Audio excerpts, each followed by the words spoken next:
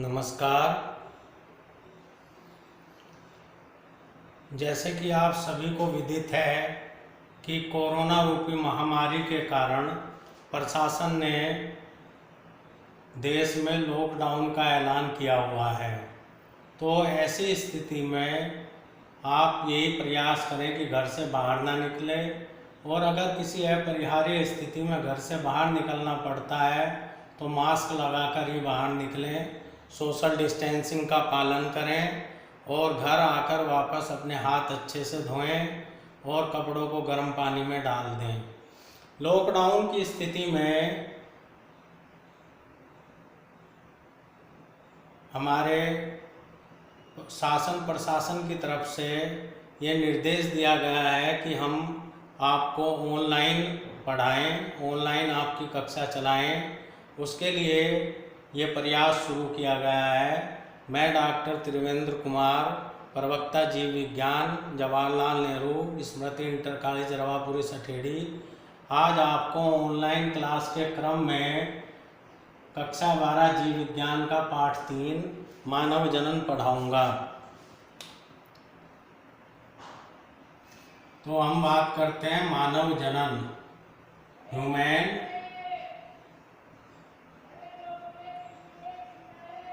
Reproduction.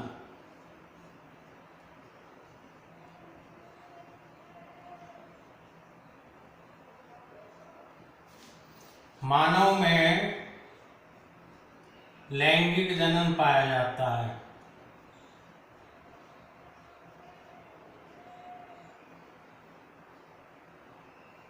Sexual reproduction होता है। मानव एक लिंगी प्राणी है। कैसा प्राणी है? एक लिंगी, यूनिसेक्सुअल, यानी कि इसमें नर और मादा जननांग अलग अलग जंतु में पाए जाते हैं। जिस जंतु में नर जननांग होते हैं उसे नर कहते हैं, तथा जिस जंतु में मादा जननांग होते हैं उसे मादा कहते हैं। यहाँ तक कि नर और मादा की बाह्य संरचना में भी अंतर होता है और उन्हें बाहर से देखकर ही पहचाना जा सकता है। इसे कहते हैं लैंगिक द्विरूपता, यानी कि मनुष्य में लैंगिक द्विरूपता पाई जाती है। लैंगिक द्विरूपता, सेक्सुअल डायमॉर्फिज्म पाई जाती है। नर और मादा को उनकी बाह्य संरचना के आधार पर अलग अलग पहचाना जा सकता है। इसके अलावा जो मादा जंतु होती है वो सजीव प्रजक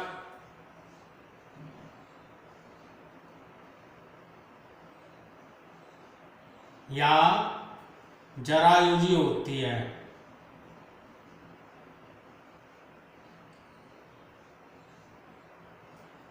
viviparous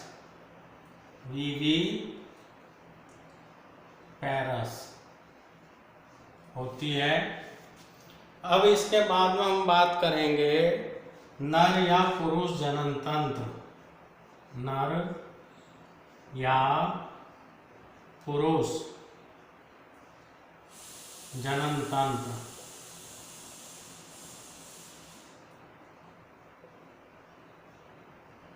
male reproductive system. Male reproductive system में एक जोड़ी वर्षण आते हैं।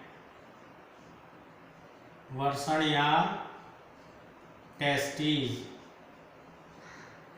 कितने हैं? एक जोड़ी।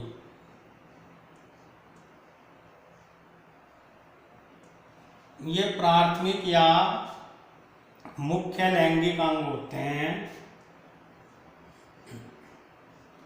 इसके अलावा सहायक नलिकाएं,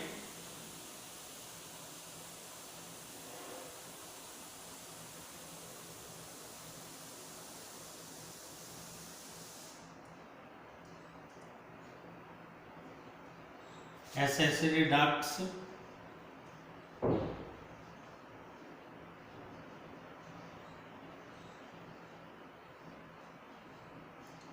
इसके अलावा सहायक ग्रंथियां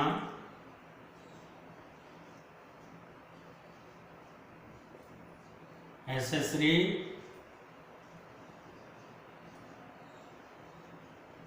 ग्लैंड्स, इसके अलावा बाह्य जननेंद्रिय, बाह्य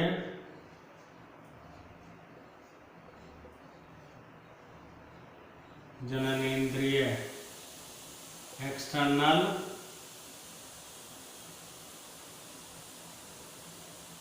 जेनिटेलिया,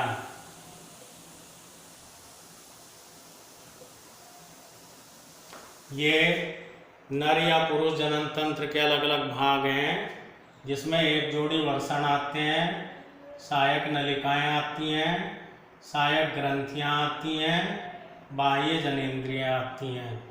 अगर वर्षण की हम बात करें तो वर्षण में बहुत सारी शुक्रजनक नलिकाएं होती हैं। वर्षण में क्या होती हैं? शुक्र जनक नलिकाएं।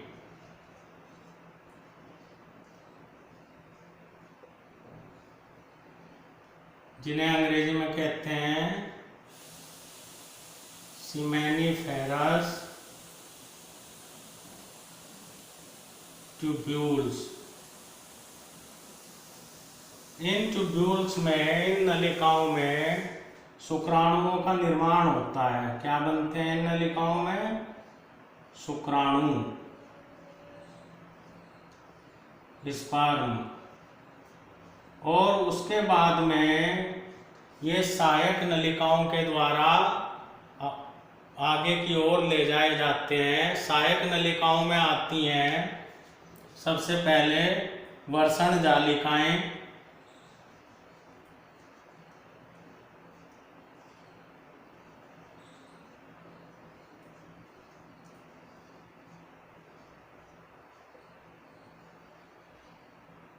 रेटी टेस्टिस,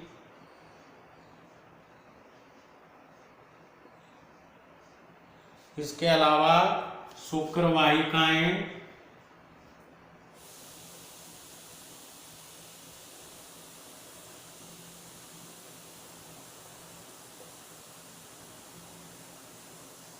वासा इफ्रेंसिया,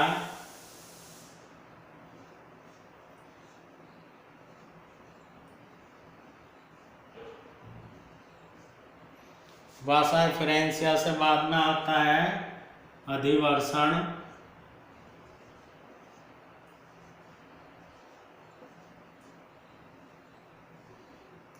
एपिडिडाइमिस,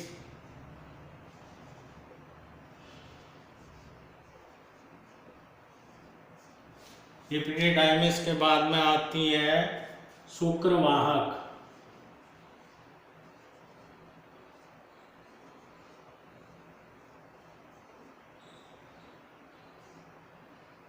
वास डिफरेंस।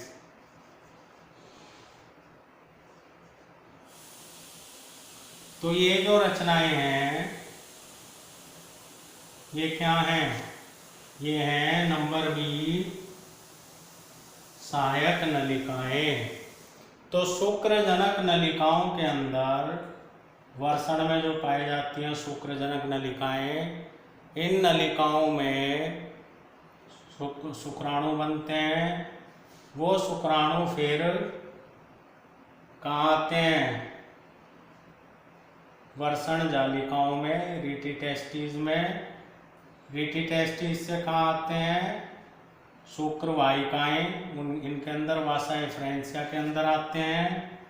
शुक्रवाहिकाओं से अधिवर्षण या एपिडिडाइमिस में आते हैं और उसके बाद में कहाँ आते हैं? शुक्रवाहक वास डिफरेंस में आते हैं। ये वर्षण जालिकाएं, शुक्रवाहिकाएं, अधिवर्षण और शुक्रवाहक ये हैं सहायक नलिकाएं। तो शुक्राणु का जो ये मार्ग है ये ध्यान होना चाहिए, ये मेडिकल में भी पूछा गया है कि किस रास्ते से शुक्राणु जो है शुक्रवाहक तक पहुंचते हैं। उसके बाद में नंबर सी आती हैं सहायक ग्रंथियां।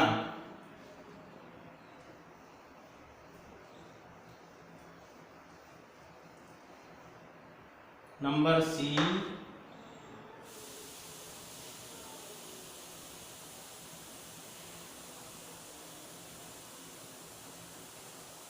सहायक ग्रंथियां, एसेसरी ग्लैंड्स। सहायक ग्रंथियों में दो शुक्राशय,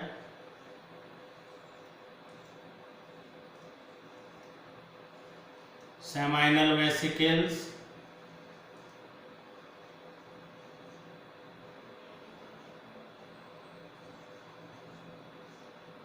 एक पुरस्थ ग्रंथि, prostate,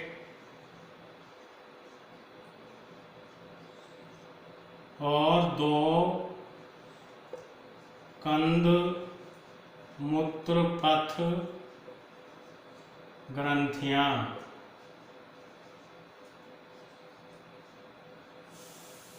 bulbo urethral glands, bulbourethral glands सम्मिलित हैं। इन तीनों ग्रंथियों का जो स्राव होता है उसे कहते हैं शुक्रीय प्लाज्मा।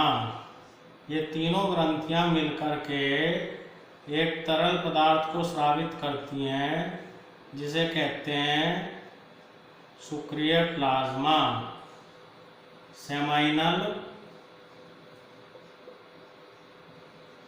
प्लाज्मा। इस सेमाइनल प्लाज्मा में, शुक्रीय प्लाज्मा में फ्रक्टोज होता है, फ्रूट शुगर, कैल्शियम होता है और कुछ एंजाइम्स पाए जाते हैं। इसके अलावा ये जो कंद मूत्रपथ ग्रंथियां हैं, बल्बो यूरिथ्रल ग्लैंड्स, इन ग्रंथियों से एक चिकना पदार्थ स्रावित होता है जो मैथुन के समय शिश्न को स्नेहक या लुब्रिकेशन प्रदान करता है। तो यह है सहायक ग्रंथियां। उसके बाद में बाह्य जननेंद्रिय में, बाह्य जननेंद्रिय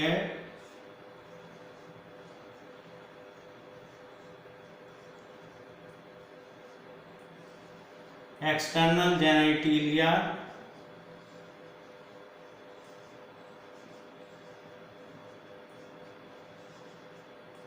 आता है शिश्न, जो विशेष प्रकार के ऊतक का बना हुआ होता है, पेनिस, विशेष प्रकार के ऊतक का बना हुआ होता है जो इसके इरेक्शन, उत्थान में सहायता करते हैं और मैथुन के द्वारा वीर्य सेचन में सहायता करते हैं।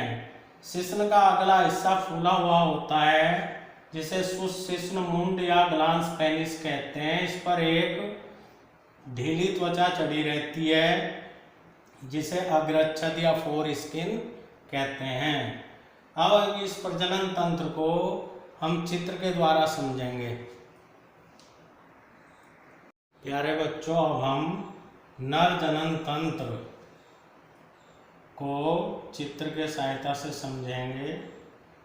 नर जनन तंत्र में जो प्रमुख या मुख्य लैंगिक अंग हैं वो होते हैं वर्षण।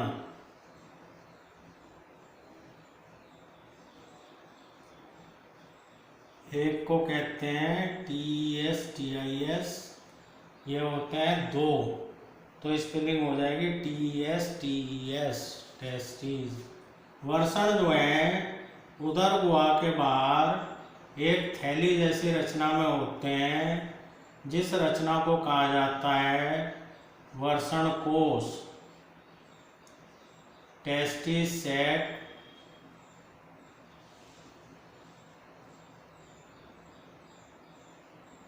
और स्क्रोटम, ये थैली या वर्ण कोश उदर गुहा के बाहर होती है।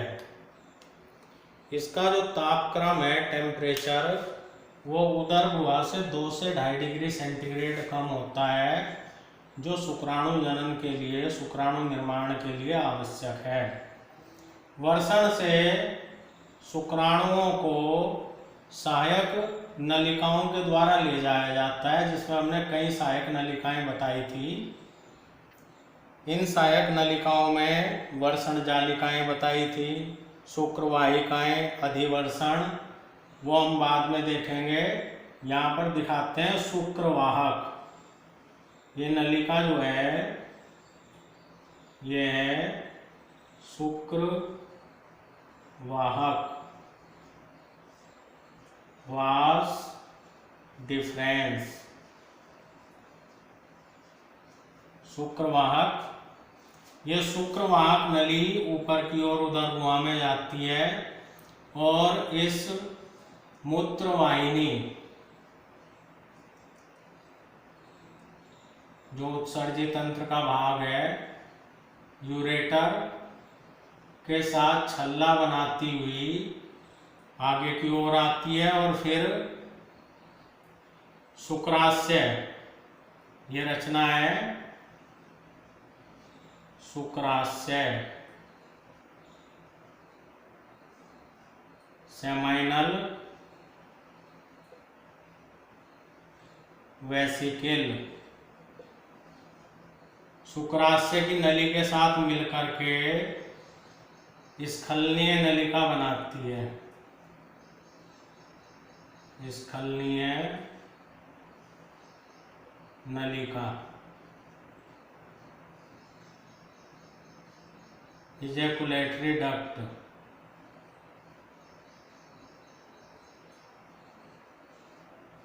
ये स्खलनीय नलिका फिर कहाँ खुल जाती है? ये जो नली है जो काले रंग से दिखाई गई है, इसे कहते हैं मूत्र मार्ग या यूरेथ्रा। ये नली क्या है? मूत्र मार्ग या यूरेथ्रा। तो जो इजैकुलेटरी नलिका जो किस किस के संयोजन से बनी, यह वर्षण से आ रही थी शुक्रवाहक, वास डिफरेंस लाल रंग से जो दिखा रखी है, ये शुक्राशय की नलिका के साथ मिलकर के यहाँ पर बनाती है स्खलनीय नलिका। स्खलनीय नलिका यहाँ पर खुल जाती है इस नली में, जिसे कहते हैं मूत्र मार्ग या यूरेथ्रा। यहाँ पर ये पुरस्थ ग्रंथि पाई जाती है। एक पुरस्थ ग्रंथि होती है,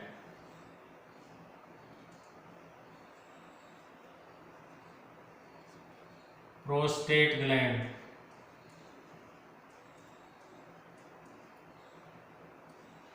जो इजैकुलेटरी डक्ट, स्खलनीय नलिका और मूत्र मार्ग के चारों तरफ होती है। इसके नीचे की तरफ ये एक जोड़ी कंद मूत्रपथ ग्रंथि, अंग्रेजी में कहते हैं बल्बो यूरिथ्रल ग्लैंड्स, ये ग्रंथि पाई जाती हैं। ये यहाँ पर मूत्राशय है, यूरिनरी ब्लैडर,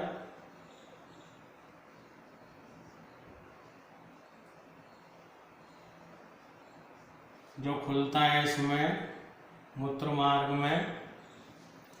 ये रचना शिश्न बाह्य जननेंद्रिय पेनिस, इसका अगला हिस्सा फूला हुआ होता है, जिसे कहते हैं शिश्न मुंड।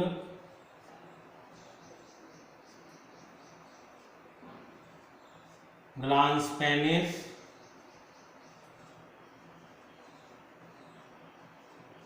इसके ऊपर ये एक त्वचा होती है, ढीली त्वचा, जिसे कहते हैं अग्रच्छद, जिसे पीछे को खिसकाया जा सकता है, फोर स्किन। और यहाँ पर जो छिद्र होता है यूरेथ्रा का, उसे कहते हैं यूरेथ्रल मेटस। मूत्र मार्ग का छिद्र क्या कहलाता है? यूरेथ्रल मेटस कहलाता है। हिंदी में कहते हैं इसे मूत्राशय मुख।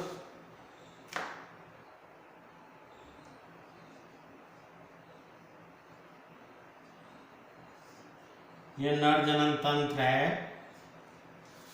इस प्रकार से हम देख सकते हैं वर्षण जो मुख्य या प्राथमिक लैंगिक अंग है, एक जोड़ा होते हैं। एक उदर गुहा से बाहर थैली है वर्षण कोश, उसमें मौजूद होते हैं। वर्षण कोश का टेम्परेचर उदर गुहा से 2 से 2.5 डिग्री सेंटीग्रेड कम होता है, जो शुक्राणु निर्माण के लिए आवश्यक है। वर्षण से जो मुख्य सहायक नली निकलती हुई दिखाई दी है, यह शुक्रवाहक लाल रंग से दिखा रखी है। यह शुक्रवाहक फिर शुक्राशय की नलिका से मिलकर के स्खलनीय नलिका इजैकुलेटरी डक्ट बनाती है, जो मूत्र मार्ग या यूरेथ्रा में खुल जाती है। यहाँ पर ऊपर की तरफ ये इजैकुलेटरी डक्ट, स्खलनीय नलिका और मूत्र मार्ग के चारों ओर एक प्रोस्त ग्रंथि होती है, प्रोस्टेट ग्लैंड। उसके नीचे की तरफ एक जोड़ी कंद मूत्र पथ ग्रंथि, बल्बो यूरेथ्रल ग्लैंड होती है। ये जो यूरेथ्रा या मूत्र मार्ग है, ये बाह्य जनेंद्रिय शिश्न के अग्रभाग पर खुलता है मूत्राशय मुख के द्वारा, यूरेथ्रल मेटस के द्वारा। शिश्न का अगला भाग खुला होता है, जिसे शिश्न मुंड कहते हैं। इस पर एक त्वचा चढ़ी हुई होती है ढीली, जिसे अग्रच्छद कहा जाता है। तो ये संरचना है नर जनन तंत्र की।